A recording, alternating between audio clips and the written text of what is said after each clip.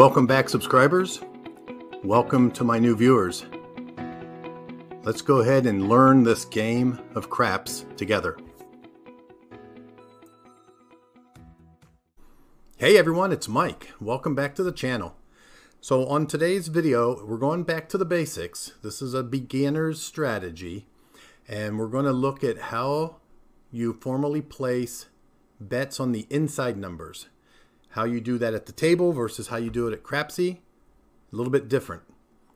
Also, we're going to show kind of how to play a collect and press strategy on these bets that we're placing on the inside numbers. And when you do press, are you pressing by units? Are you pressing doubling or power pressing, or how you want to press those bets? And then lastly, a variation when you have a little bit of extra money or you want to protect yourself, how you can hedge against the 7 out. So let's go ahead and get started. I'm going to play the free Crapsy low roller $500 bankroll. I'm going to turn on our turbo mode. This is a strategy that you can play as the shooter. Just remember, you have to have a pass line bet, or you can let someone else shoot and you can wait for the point to be established. And that's what we're going to do. We're going to wait for the point to be established, and then we're going to go ahead and set 1 unit equal to $10. So when we say we're going to press by 1 unit, if the dealer doesn't know that's $10, you might want to tell him press 1 unit $10, or eventually he'll understand what you're trying to say and he'll figure it out and set you up. But let's go ahead and get started. So the first thing we want to do is we want to get a point established. So let's go ahead and roll. And we rolled a 4. So the point is a 4. You see the puck move to the 4. So what we're going to do now is $10 is going to be our unit. So we want 1 unit on the 5, 6, 8, and 9. And that would be $10 on the 5 and 9. And that would be $12 on the 6 and 8. That's $44. So if you play Crapsy, you can just go ahead and put $10 or two clicks, because we have the 6 and 8 on. And now you have $44 inside. Or if you're at the table, you would put $44 in chips, or maybe 2 green chips, $50. You would put them in the cum. And when the dealer comes to you and asks for your action, you say, "Dealer, please set me up 44 inside." And he will know that that would be $10 on the inside with capping the 6 and 8 to 12. And then he would give you change. If you gave him 50, he'd give you $6 change. But in this case, Crapsy, we're going to go ahead and put those bets in ourselves. So this is the initial setup. What we're doing is we're just trying to avoid the 7. And if we hit a number, our first hit, we're going to collect. Our second hit, we're going to press up 1 unit. Now, most people press up the unit on the number that they hit, but you don't have to. If a 5 hits, you can say, "Press my 6 up 1 unit." Or if the 8 hits, you can say, "Press me up 1 unit." The dealer will know that you're talking about the 8. So let's go ahead and roll and see if we can't get a couple hits here and show this. Okay, so there's a 5. So the 5 pays $14.50 because it's a buy bet. At the table, it'd probably pay $14. But in Crapsy, you can do a buy bet on the 5 and 9. They pay $14.50. So you're going to collect that. You're going to put that in your rack. We're going to try to get another hit, and then we'll press up. Okay, there's an 8. The 8 pays $14.50. I'm sorry, the 8 pays $14. So what you would tell the dealer is he will take that $14. If you don't say anything, he's going to put that $14 in the cum and expect you to pick it up and put it in your rack.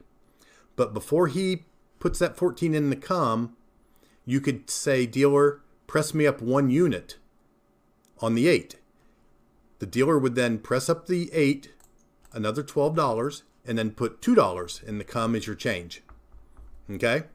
But if he puts all 14 in the cum and you pick it up and put it in your rack, and then he goes on to the next player and the next player, and then you decide you want to press up your 8, you can put $12 in the cum, and and just get his attention and say, I would like this $12 to go pressed up on my 8. If not, he's going to think it's a come bet.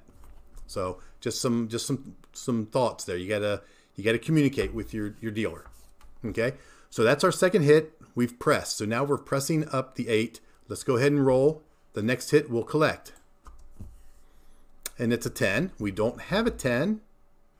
So let's go ahead and roll. Okay, there's a 6. So that $12 on the 6 pays 14. We're going to collect that. The next hit we're going to press. So let's go ahead and roll. And it's a 6. So we got another $14. We're going to say, dealer, press my 6 up 1 unit. He'll go ahead and press that up to 24, and he will give you $2 and change. He'll put it in the come, you pick it up, put it in your rack. Okay? That's pretty much how it works. It's not that difficult, but there's lots of variations you can do. Some people, me included, would like to get all the box numbers with bets on them. So if I roll now, and there's a 10. If I had a bet on the 10, I would have won. There's a 2. That doesn't help. Let's get a point here. Let's get a hit here. Okay, there's a 6. So that 6 now pays 28. Okay, now this is very, very convenient because I can now tell the dealer, put $10 on my 4 and my 10. And he would put 4 out of your $28 winnings. He would put 10 of it on the 4, 10 of it on the 8. That's 20. And then he would give you $8. He'd put it in the come, and you would pick that up and put it in your rack. So that's a variation. I didn't put it in here, but I will add it. A lot of times you want to get these other numbers to the point where you are covering all your box numbers. Okay? So since we took those winnings and bet them across the 4 and the 10, we'll collect the next hit. And there's the 9. That pays $14.50. We'll collect that. Okay? So now we've doubled our money that we have on the table. We started with 44. We're now at 88. Okay? So what you do at this point is really up to you and your tolerance for risk. You can start working your way back down. So when you take a hit, you collect it. You take another hit, you collect it. You don't press up. You may regress your 6 and your 8 back down to 12. And to do that, very simply, you hit the 6 here. It wins 28. The dealer is going to put your $28 winnings in the come, and you can say, regress my 6 back down to 12 or to 1 unit. And he will take that back down to 12. He'll put that money in the come. You pick it up and put it in your rack. Okay? There's an 8. That pays $28. So we may say, dealer, regress my 8. Or take my 8 back down to 1 unit, or say to $12. And then take your 28 plus your 12 and rack that. Okay? There's a 10. $10 on the 10 pays $19.50. The 4s and the 10s, they pay better because those numbers don't hit as frequently, so their payoff is a little bit better. So let's collect that. Let's go ahead and roll. There's a 3. There's a 9. That $10 pays $14.50. Whatever you want to do. If you want to start pressing back up, you say, dealer, press my 10 1 unit. He will put $10 and give you the extra $4.50. Okay? There's another 10.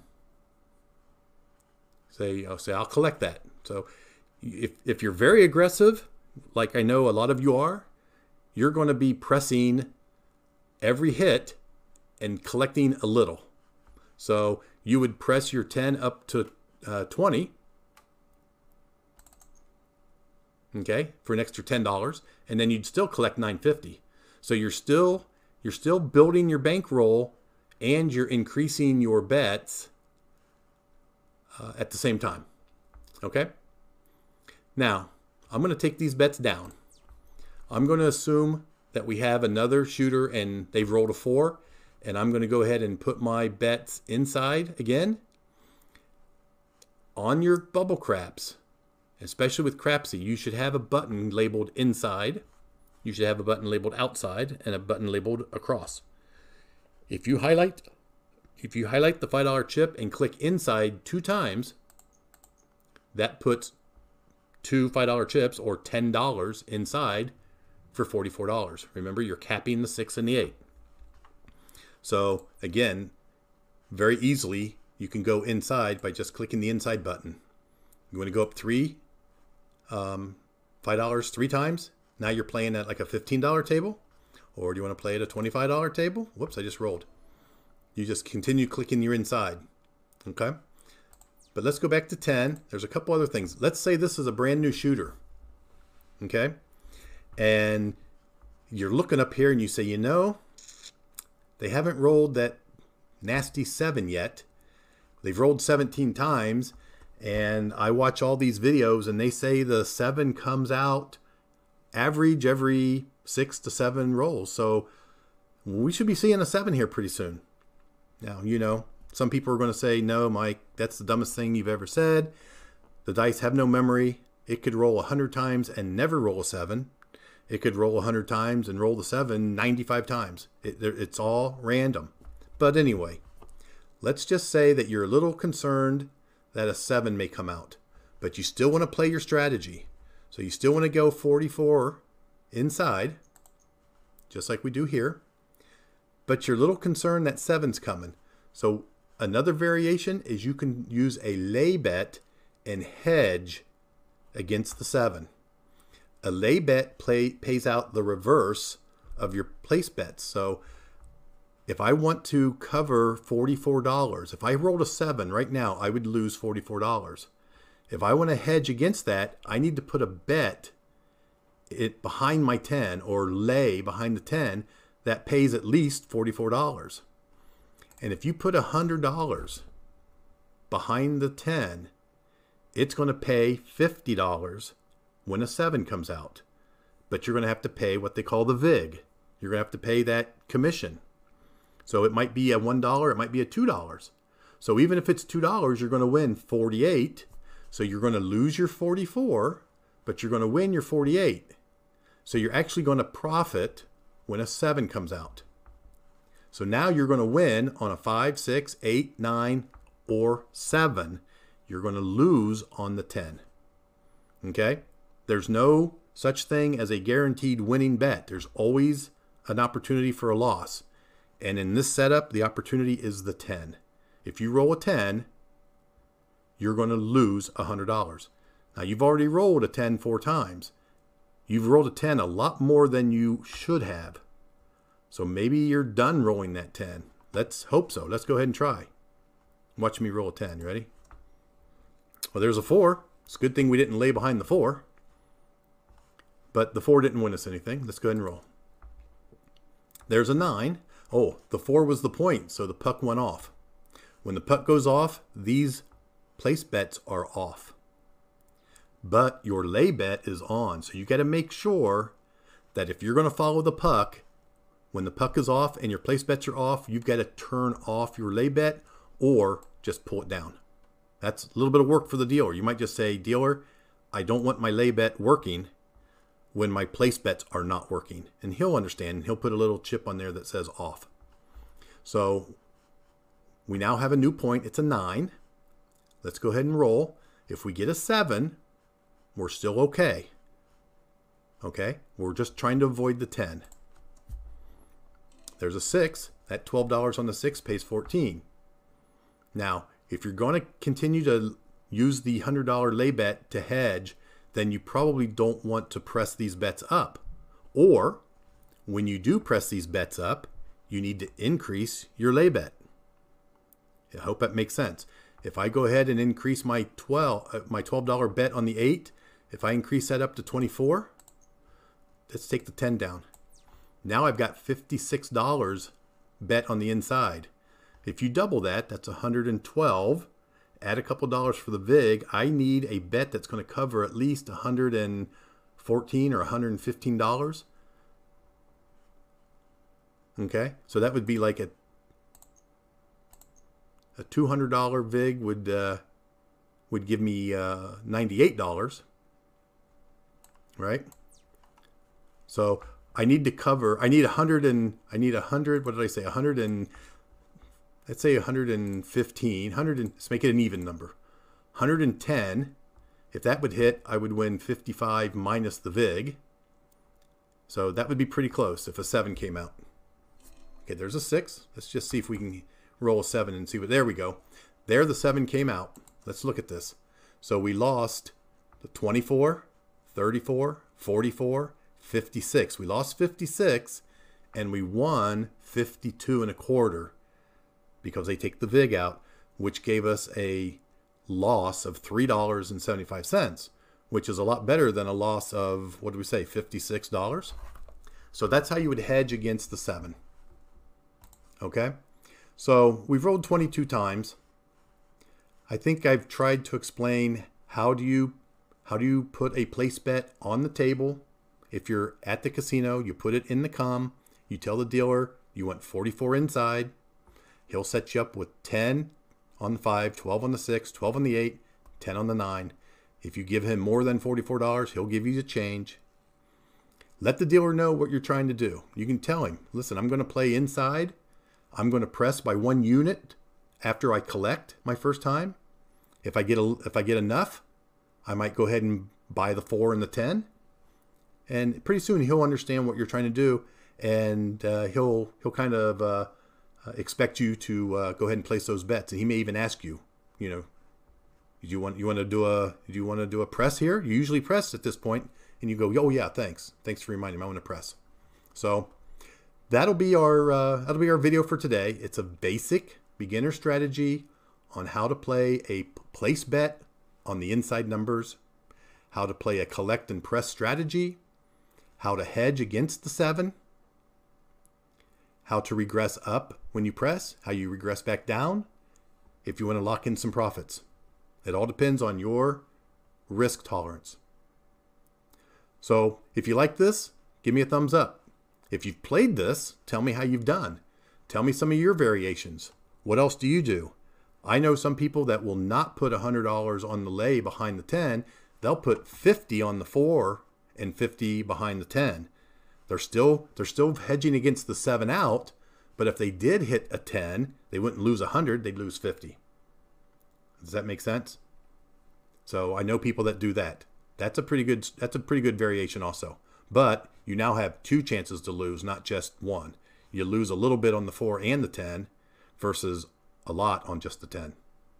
So anyway, we're going to call that our video for today. I hope it helps some of you if you're beginners, help you understand some of the terminology and how to place these bets. I hope everyone's having a good day. If you're new to my channel, welcome. If you're a subscriber, thanks for coming back. Hope everyone's having a good day. As always, thanks for watching.